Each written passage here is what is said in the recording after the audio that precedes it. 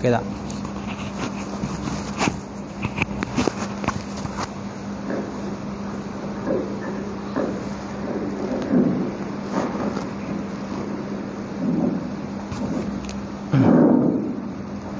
Baik, insya-Allah.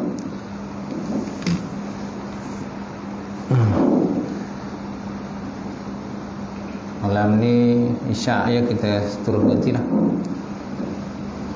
Isyak kita berhenti. Saya ada urusan lain. Nak ada meeting online pukul 9.30. Dan insya-Allah kita buka majlis kita dengan kitab Ila Hadratin Nabi Muhammad Mustafa Rasulullah sallallahu alaihi wasallam wa ala al-kiram al-ashabizam syawilahum Fatihah. A'udzubillahi minasyaitonir rajim. Bismillahirrahmanirrahim. Alhamdulillahirabbil alamin. Ar-Rahmanir Rahim. Maliki yaumiddin. Iyyaka na'budu wa iyyaka nasta'in. Ihdinas siratal mustaqim. Siratal ladzina an'amta 'alaihim ghairil maghdubi 'alaihim waladdallin. Assalamualaikum warahmatullahi taala wabarakatuh. Alhamdulillahillazi arsala rasulahu bil huda wa dinil haqq liyuzhirahu 'alad dini kullihi walau karihal musyrikun. Asyhadu an la ilaha illallah wahdahu la syarika lah wa asyhadu anna Muhammadan abduhu wa rasuluh. Allahumma salli wa sallim ala Sayyidina wa nabina wa habibina wa maulana Muhammad ma min muttaqin wa qadul jahidin wa ala alihi wa sahbihi wa man da'a bi da'watihi sanna bi sunnatihi ila yaumiddin. Rabbi israh li sadri wa yassir li amri wa hlul 'uqdatam min lisani yafqahu qawli. Amma ba'd. Qala Allah Subhanahu wa ta'ala fil Qur'anil Karim. A'udzubillahi minasyaitonir rajim. Bismillahirrahmanirrahim. Qul hal yastawil ladzina ya'lamuna wal ladzina la ya'lamun innama yatazakkaru ulul albab. Sadaqallahul azim. Maksudnya, adakah sama orang-orang yang berilmu dengan orang-orang yang tidak berilmu? Hanya orang-orang yang menerima peringatan daripada Allah Ta'ala, ialah orang-orang yang diberikan akal yang sempurna oleh Allah Subhanahu Wa Ta'ala. Qala Nabi sallallahu alaihi wasallam, la yu'minu ahadukum hatta yuhibba li akhihi ma yuhibbu li nafsihi. Maksudnya, tidak sempurna iman salah seorang kamu sehingga dia mencintai akan saudaranya samalah seperti dia mencintai akan dirinya sendiri. InsyaAllah yang semuliakan Tuan Imam kita, seluruhnya semuliakan Tuan Bilal, kemudian tuan-tuan yang saya sekalian, alhamdulillah kita panjatkan puji serta syukur kepada Allah Subhanahu Wa Taala kerana dengan limpah kurnia serta rahmat daripada Allah kita dapat sekali lagi insya-Allah malam ni kita sambung kuliah kita. Kau suap apa tu?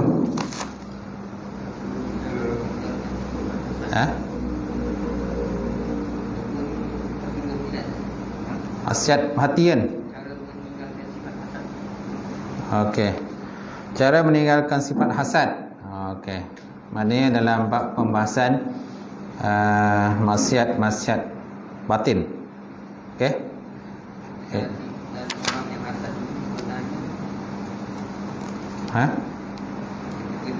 Sentiasa jauh. Macam tu. Bismillahirrahmanirrahim. Dan orang yang hasad itu sebenarnya sentiasa jauh daripada kasih sayang. Yalah, kan? Orang hasad ni mana ada perasaan kasih sayang. Kalau kasih sayang dia pun orang kata berpura-pura je. Berpura-pura kasih, berpura-pura sayang. Tapi sebenarnya dalam hati dia penuh dengan hasad dengki, kan? Hasad dengki kan, memang penuh dengan sifat-sifat mazmumah lah, dendam, dan sebagainya. Contoh paling besar ialah siapa? Iblis lah. Iblis lah yang memang ada hasad dengki kepada anak Adam. Ketika Iblis dikeluarkan daripada syurga, dia pun nak juga Adam dengan Hawa keluar dari syurga juga. Maka dia riwayat menyatakan dia masuk dalam badan ular. Ada menyatakan dia ular masuk dalam syurga. Dan dan memberi nasihat supaya makan buah kudi. Beri nasihat pada Siti Hawa dan juga Nabi Adam, kalau kau nak kekal dalam syurga, kau kena makan buah kudi. Kalau tidak kan kau tak kekal dalam syurga. Dan aku ni adalah penasihat yang terbaik untuk kamu. Ada bahaya jaga penasihat ni, kan? Kerana penasihatnya separuh pun ada penasihat yang menjahanamkan kita. Ada penasihat yang memang nak menyelamatkan kita, kan? Gitu. Musnahkan kita, merosakkan kita, ada juga. Nah, tengoklah dengan siapa yang menjadi penasihat kita. Baik, itu iblis. Jadi orang asal dengki ni sebenarnya sentiasa jauh daripada kasih sayang. Dia kasih yang tak ada sebenarnya. Kalau ada pun hanya pura-pura je lah. Dan sentiasa berada dalam siksaan dunia dan akhirat. Di dunia dia tersesa dengan tekanan perasaan. Tu selesa juga. Kat dunia dia pun tersesa tekanan perasaan. Kerana bila-bila masa Allah Ta'ala selalu mencurahkan kurnianya pada orang ramai, bahkan kepada kawan-kawan orang yang hasad itu, yang ia mengenali mereka. Aja tu. Dia nak ambil harta orang, tapi harta orang bertambah. Dia nak dengki dengan orang, tapi harta orang sentiasa ada, tak hilang pun. Dia kalau boleh memang nak dapatkan harta orang, nak musnahkan harta orang, dan harta tu menjadi milik dia lah. Macam tu. Baik. Jadi mereka akan sentiasa terseksa dengan tekanan perasaan. Kerana bila-bila masa Allah selalu mencurahkan kurnia kepada orang ramai, bahkan kepada kawan-kawan orang yang hasad itu, yang ia mengenali mereka. Kawan-kawan yang dia nak hasad dia pun, kawan dia dapat nikmat juga. Jadi memang bertambah tension lah dia. Tension, geram, kan, itu. Jadi Allah Ta'ala sentiasa mencurahkan nikmat ilmu, harta dan kedudukan. Maka sentiasa pula orang yang hasad itu dalam penyiksaan bila dia melihat kemurahan Allah Ta'ala kepada orang lain. Nampak? Dia tengok kenapa orang ni dapat, aku tak dapat. Kenapa orang ni aja yang kata anak dia berjaya, anak dia bagus, harta dia banyak, tapi dia macam tu juga. Jadi dia tension lah tu, tekanan perasaan pada dia. Dan dia kalau boleh memang nak musnahkan, nak fitnahkan orang, nak rosakkan orang. Macam tu. Dia akan fikirlah macam mana nak musnahkan. Dia akan buatlah macam-macam cara. Demi supaya orang itu contohnya rosaklah kerja dia, ataupun mungkin orang itu akan ditangkap, didakwa di mahkamah dan sebagainya. Sedangkan orang itu tak buat pun. Disebabkan oleh hasad tadilah, hasad dengki ni. Macam-macam boleh berlaku, kan. Dalam politik pun kadang boleh membunuh tak? Dia bukan dalam bab biasa je orang hasad dengki membunuh. Dalam politik pun nak membunuh politik orang lain pun hasad juga tu. Sampai tahap membunuh pun ada, kan. Pernah ingat kan arwah Datuk Tahar kan? Betul tak? Datuk Tahar tu. Kan bunuh, kan? Kes bunuh. Hasad dengki je. Ya, politik, kan. Politik bunuh. Kan? Baik.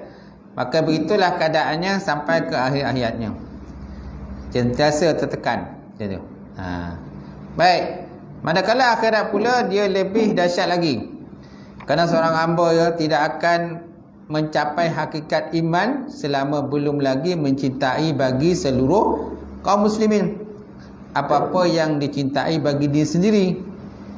Bahkan sepatutnya hendaklah dia bersama dengan perasaan seluruh kaum muslimin baik dalam kesenangan ataupun dalam kesusahan. Kerana orang Islam itu ibarat sebuah bangunan, di mana satu bahagian mengukuhkan sebahagian yang lain. dan seperti sebatang tubuh. Apabila mana-mana anggota merasa sakit, maka penderitaan dirasakan oleh seluruh anggota badan yang lain. Macam tu. Tapi masalah dia tak ada perasaan begitu. Orang start dengki ni mana ada perasaan kasih sayang, mana perasaan hormat menghormati. Tak ada. Kalau ada pun macam tadi cakap lah, bersandiwara lah. Kan? Depan nampak baik, belakang tikam kan. Depan nampak baik, belakang dia tikam pun.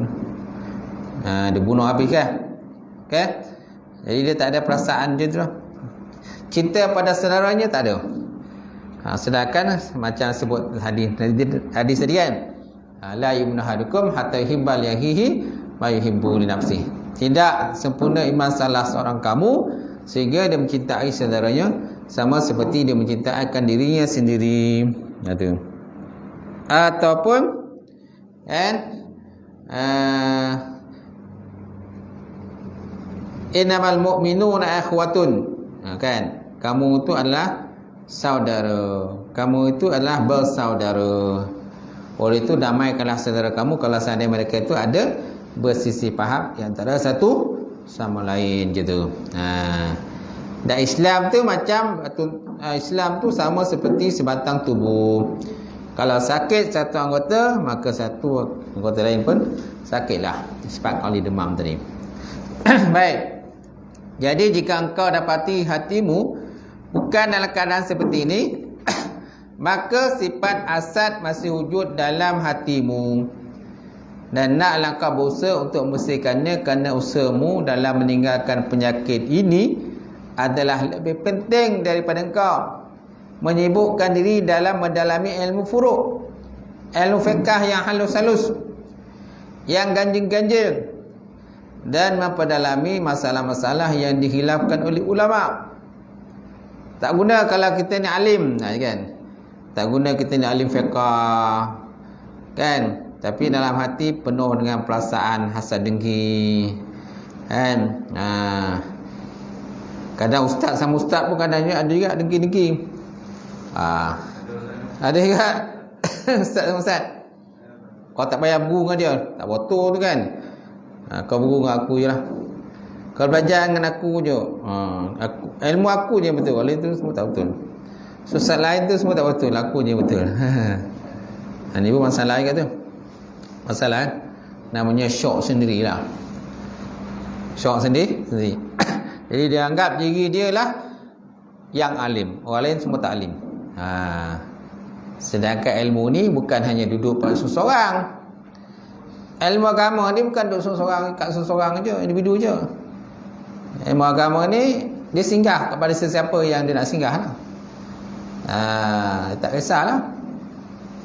Orang tu ke, A ke, B ke, C dan sebagainya. Kalau Allah Ta'ala nak bagi orang tu alim, alim mana? Dengan syarat belajarlah. Asal nama kata ada belajar, ada mengaji, insya-Allah ada alim. Walaupun mungkin mak ayah tak alim. Mak ayah tak alim tapi anak dia alim, pergi mengaji dan hantar anak dia mengaji. Sekolah pondok ke ataupun masuk Universiti Azhar ke, mana universiti Islam kan, masuk. Insya-Allah boleh jadi alim. Dengan syarat tekunlah. Belajar dengan tekun. Kalau ikut kelas pun malas, macam mana nak jadi alim? Ada orang pergi mengaji kalau luar negara, Maghribi, Mesir. Tapi malas. Pulang kaji pun malas. Masuk kelas pun malas. Dia ada kelas dalam universiti, ada kelas kat masjid, ada kelas umum. Kan betul lagi dengan syekh-syekh tu tunggu-tunggu di masjid-masjid ni.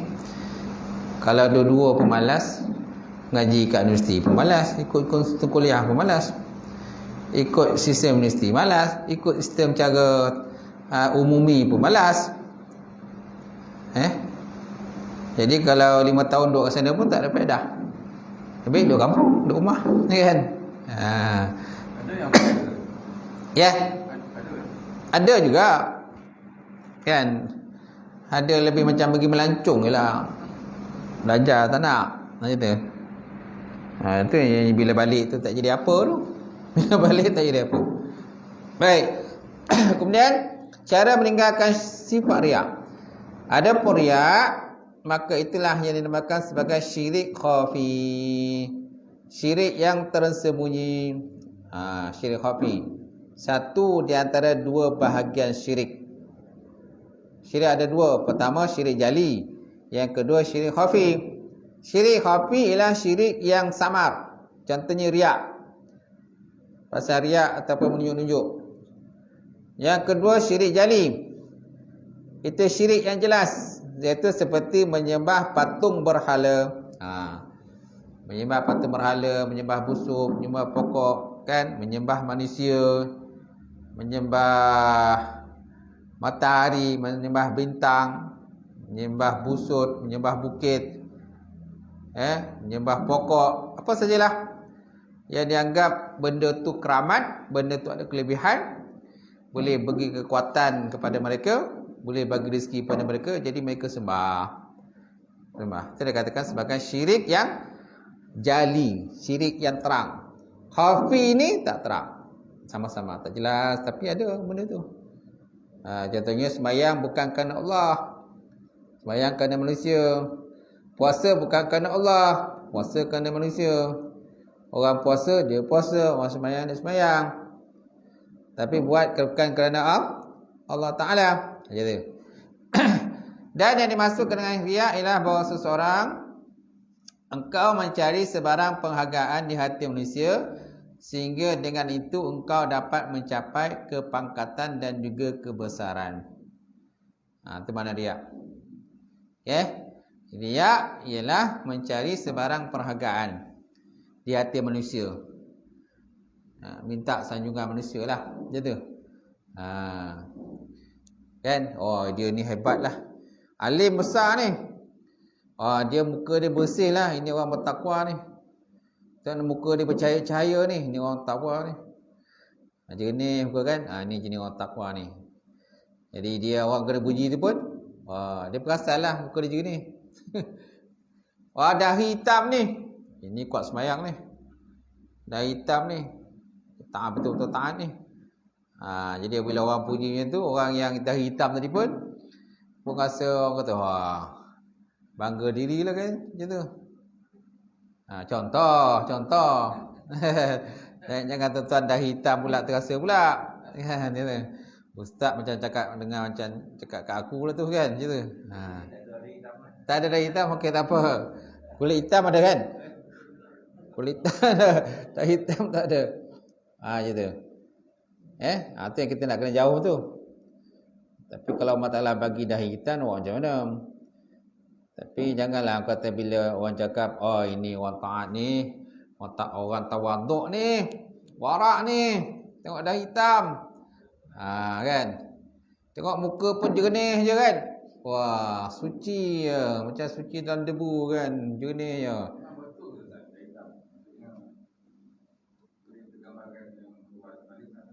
Mana? Biasanya orang kuat semayang lah macam tu. Bukan alim pun. Alim bukan terletak pada kuat semayang. Jangan ukur ibadat orang itu dengan nyatakan dia ni alim. Disebabkan dia kuat ibadah, kita kata dia alim, tak. Kerana orang alim pun kadang tak dia buat kuat ibadah, tak juga. Tapi dia alim. Tanya bab buku makam kan, dia boleh jawab. Kalau kau dahi hitam pun bila tanya bila tanya tentang hukum pun tak boleh jawab pun, macam mana? Alim ni bukan ditengok daripada sudut itu. Macam tu. Baik. Biasanya kalau orang dah dapat macam tu, terima je lah. Allah Ta'ala nak bagi macam tu kan. Baik. Manakala cinta kepada pangkat dan kedudukan pula termasuk dalam istilah hawa muttaba. Hawan muttaba. Hawa nafsu yang diperturutkan. Hawa muttaba. Dengan penyakit riak, ramai orang yang menjadi binasa. Maka tak ada yang membinasakan manusia kecuali manusia sendiri. Manusia membinasakan dirinya sendiri. Si A membinasakan diri si A sendiri. Disebabkan oleh perasaan riak. Sebabnya kita kena buanglah perasaan-perasaan begitu. Orang nak kata kita kaki masjid, kaki surau tu pulang kat dia lah. Memang itu dah memang lumrah kita kan. Allah Ta'ala dah bagi kita itu kelebihan begitu. Tapi janganlah kita riak pula. Sampaikan kita tak campur orang langsung. Orang panggil kenduri ke kan. Tak pergilah. Tak campur orang macam tu kan. Baik. Seandainya manusia mahu memikirkan hakikat perbuatan mereka, tentu mereka tahu bahawa kebanyakan ilmu yang mereka cari, apatah lagi adat yang mereka lakukan, tak lain adalah berpunca dari dorongan untuk menunjuk-nunjuk kepada orang lain, sedangkan tujuan seperti ini adalah menghilang pahala amalan. Seperti yang disebut dalam hadis, innal syahid yu'maru bihi yaumal qiyamah finnar. Yaqulu ya Rab ustushhidtu fi sabilika. Ustushhidtu fi sabilika. Fa yaqulu Allah Subhanahu wa taala bal aratta an yuqala fulanun suja'. Fulanun suja'un wa qad qila kaza wa zalika ajruka. Sesungguhnya ada orang yang mati syahid akan dihumban dalam neraka pada hari kiamat. Yu'maru bihi yaumal qiyamah finnar. Diperintahkan ke neraka pada hari kiamat. Yaqulu lalu dikatakan, lalu dia berkata, ya Rabb, wahai Tuhanku, ustushhidtu fi sabilillah. Aku telah mati syahid dalam membela agamamu. Ya Allah. Apa jawapan Allah Ta'ala? Bal aratta ayyuqalu, bahkan sebenarnya engkau mahu supaya dikatakan fulanun suja, orang berani. Itu sebenarnya. Waqad qila zalika, dan sungguh telah dikatakan demikian bagi engkau. Kau dah dapatlah pangkat tu, lelaki berani kat dunia. Wa zalika ajruka, demikian itulah ganjaran bagi engkau. So kat akhirat tak dapat lagi lah. Akhirat tak dapat, sebab dunia dah dapat. Sebenarnya ada 3 golongan ni. Ni antara golongan, 3 golongan yang awal-awal masuk dalam neraka. Pertama, orang yang berjuang pada jalan Allah, kononnya lah. Yang kedua, orang yang qari, orang yang pandai baca Quran. Yang ketiga, orang yang hartanya banyak. Orang harta banyak. Lalu Allah Ta'ala bertanya pada orang yang berjuang pada jalan Allah Ta'ala tadi, wahai si fulan, dia kata, apa yang telah kamu lakukan di dunia lalu? Aku telah bangun berjuang pada jalan engkau ya Allah. Maka jawapan Allah Ta'ala, engkau bohong. Bohong kau. Sebenarnya engkau berjuang bukan kerana aku, tapi nakkan nama, nak supaya engkau dikata orang berani, orang gagah, kan? Sampai ke orang, kau nakkan nama dan kau telah mendapat bahagian kamu di dunia, maka tiada lagi bahagian kamu di akhirat, kata Allah. Itu lelaki pertama. Kemudian lelaki yang kedua, lelaki yang dikurniakan Allah Ta'ala tentang kemahiran Quran. Kemahiran Quran. Lalu ditanya kepada lelaki tadi, apa yang telah kamu lakukan ketika hidup dalam dunia? Aku telah menggunakan ilmu yang kepandaian aku, baca Quran, dengan mengajar kepada orang ramai, kan, dengan bertaranum dan sebagainya. Lalu Allah Ta'ala kata, bohong. Sebenarnya kau buat satu benda tadi hanyalah kerana supaya digelar kau sebagai qari, orang yang mahir Quran, orang yang pandai Quran. Kau buat bukan kerana aku, dan kau telah mendapat bahagian kamu di dunia, tiada lagi bahagian kamu di akhirat, kata Allah. Kemudian Allah Ta'ala tanya lagi pada lelaki yang ketiga. Lelaki ketiga ni Allah Ta'ala kurniakan harta yang banyak. Lalu ditanya kepada dia, apa yang telah kamu buat pada harta yang aku gunakan pada kamu? Wahai si fulan, aku telah gunakan harta tadi menginfakkan pada jalan Allah Subhanahu wa taala. Pada jalanmu ya Allah, aku telah infakkan, kau telah sedekahkan. Maka Allah Taala kata bohong. Kau bohong. Sebenarnya kau buat benda tu bukan kerana aku, tapi supaya kau dikenal sebagai seorang yang dermawan. Orang dermawan, orang pemurah, orang tua ni dan sebagainya. Dan kau telah mendapat bahagian kamu di dunia.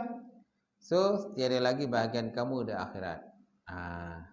Itulah 3 lelaki lah. 3 golongan yang awal-awal dicampakkan ke dalam neraka oleh Allah Subhanahu wa taala. Itu sebabnya kita kena berhati-hatilah dalam amalan kita. Tak beramal pun tak boleh. Jangan kerana takut benda tu sampai kita tak beramal langsung. Aku tak nak sembahyang lah. Riak nanti. Kan? Sedangkan tu benda wajib. Sembahyang waktu kan, sembahyang 3 waktu kan wajib.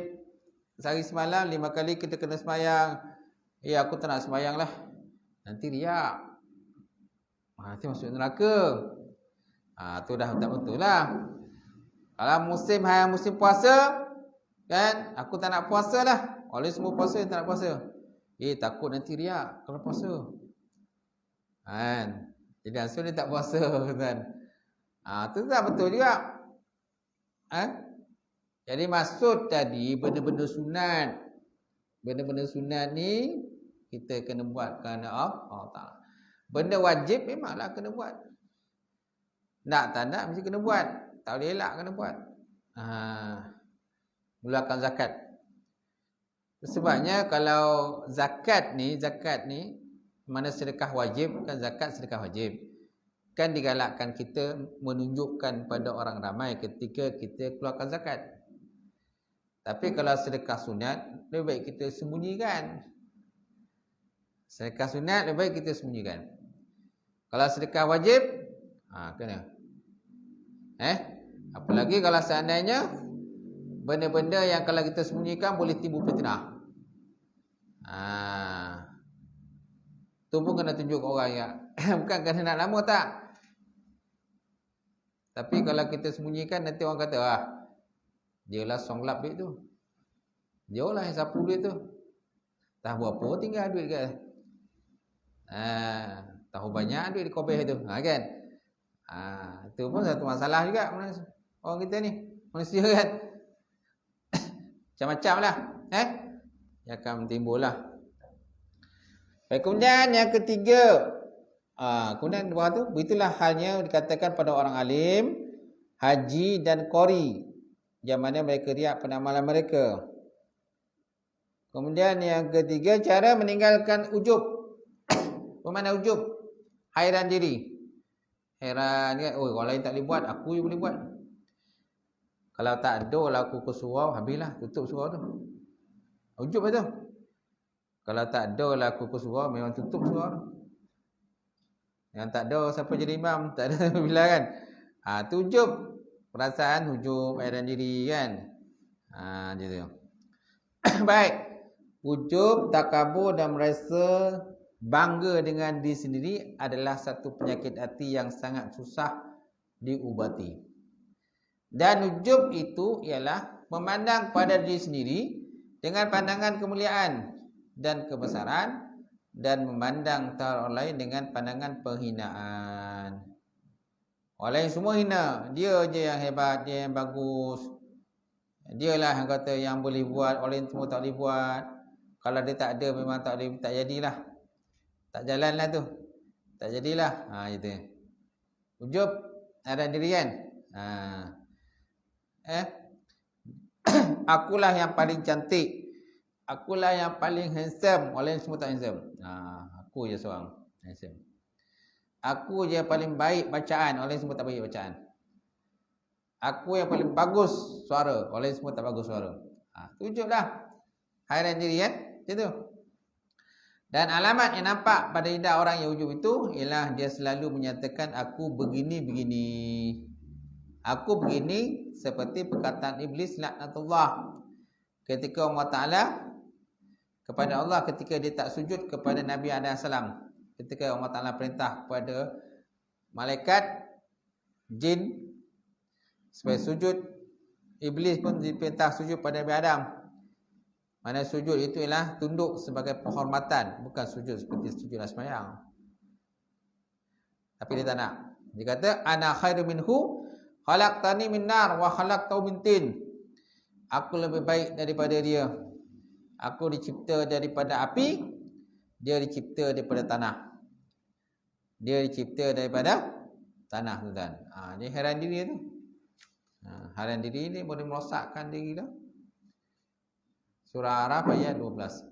Dan alamat yang nampak bagi seorang yang ujub itu dalam majlis orang ramai ialah dia selalu suka mengangkat dirinya dan menganggapnya lebih berkebolehan daripada orang lain, dan dia suka menonjolkan diri dalam perbincangan dan tak senang kalau orang lain menolak pandangannya. Masya Allah. Mana kalau dalam perjumpaan tu dia kena bercakap. Tak bercakap macam kalau dia tak cakap tak duduk lah. Tak senang, tak tidur, tak lalap tidur dia kan kalau tak bercakap kan. Lepas tu dia mesti kata pendapat dia betul. Pendapat orang lain semua tak boleh pakai. Pendapat dia betul. Ini pun masalah ni. Masalah ni namanya syok sendiri. Namanya syok sendiri. Kan banyak orang macam tu syok sendiri lah. Lalas bila mengundi, buat undian kalah. Angkat tangan. Sokong ke tak sokong?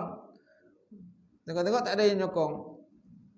Kan? Pandangan-pandangan dia semua tak sokong. Dia mengangkat di sinilah. Bila orang tak sokong, dia marahlah, bunyi dia. Itu namanya hairan diri. Jangan kita jadi hairan diri. Suka menonjolkan diri. Dalam perbincangan. Dan selalu kata memotong pendapat orang. Ni pun satu masalah ya. Orang tengah bercakap bagi pendapat, terus cut, potong. Dia je yang betul. Dia pandangan dia je. Sepatutnya bagilah orang lain bercakap dulu. Kita dengar dulu pandangan dia macam mana. Dah selesai pula kita bagi pandangan pula. Kan? Baik. Dan orang yang takabur tak senang apabila dia diberi nasihat dan mengkasarkan bahasa kalau dia memberi nasihat pada orang lain.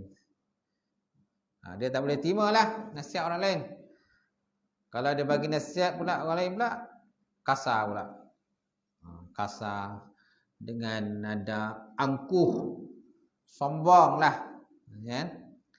Maka sesiapa yang menganggap dirinya lebih baik pada orang lain, maka orang itu bersifat takbur. Dan sebaliknya, kalau benarlah dia mengetahui bahawa orang yang sebenarnya baik ialah orang yang baik di sisi Allah Ta'ala. Itu benar baik. Orang yang baik pada sisi Allah. Dan masalah ini tak ada siapa yang mengetahuinya kerana ia tertakluk kepada khatimah. Khatimah mana akhir umur seseorang. Allah makhtim lana bihusnul khatimah. Kan ada doa tu? Wala tahtim alaina bisu'il khatimah. Ya Allah Tuhanku, sudahkanlah kesudahan kami dengan kesudahan yang baik, dan janganlah kesudahan kami dengan kesudahan jelek. Maka etikadmu dalam dirimu bahawa engkau lebih baik daripada orang lain adalah berpunca daripada kejahilan semata-mata. Sebab kejahilan gitu. Boleh? Gitu.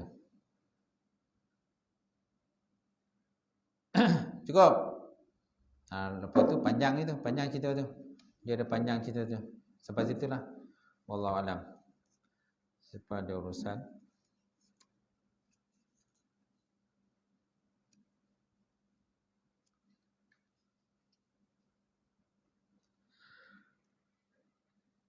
Ada soalan tak? Boleh saya tutup? Ada? Ya.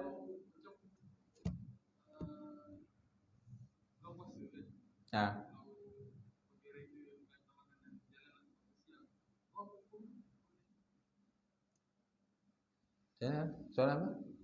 Tak dengar?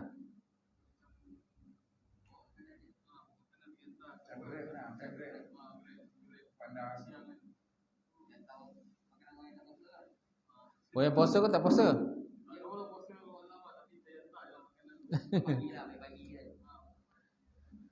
Kalau kita tahu memang orang tak puasa, kita syubhat lah. Syubhat lah hukum dia.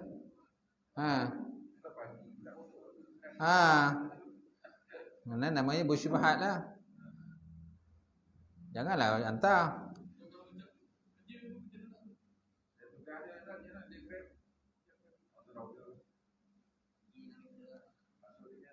Kalau non-Muslim yang order tu tak apalah. Nanti lah hantar. Dia non-Muslim kan. Tapi kalau Muslim ni, tengok kalau perempuan pula dia ada haid dia. Dia uzur, boleh lah dia makan. Kalau lelaki?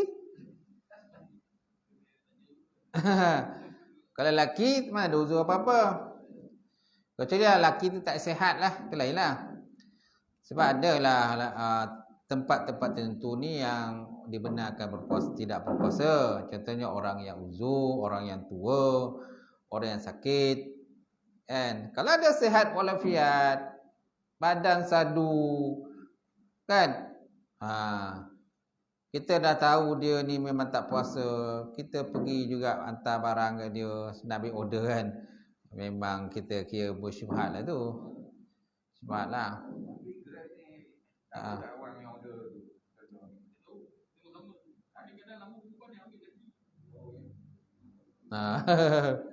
Tu masalah tu. Sebaiknya petang lah, pagi tak payah ambil order lah. Petang je. Ya, tengah hari ke atas lah. Tengah hari ke atas bolehlah ambil order. Pagi-pagi ni yalah, kita tak tahu kan orang yang order tu kadang puasa ke tak puasa. Takut nanti dia tak puasa pula. Ada juga jenis giang tu, makasih lah dia kata. Yang tengok tu dia buka dia makan.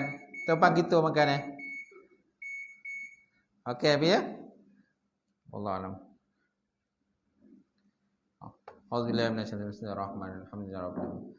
Salatu wassalam ala asyrafil mursalin wa ala alihi washabihi ajmain. Allahumma zidna ilman nafi'a wa yaqina as-sadiqa wa alam taqabbal rizqan halalan mubarakatan katsira wa siyana fata ya alim wa lana qulubana bi nuri ma'rifataka wa ta'arifin. Rabbana atina fid dunya hasanah wa fil akhirati hasanah wa qina azabannar. Alhamdulillahirabbil alamin. Qabbalallahu minkum.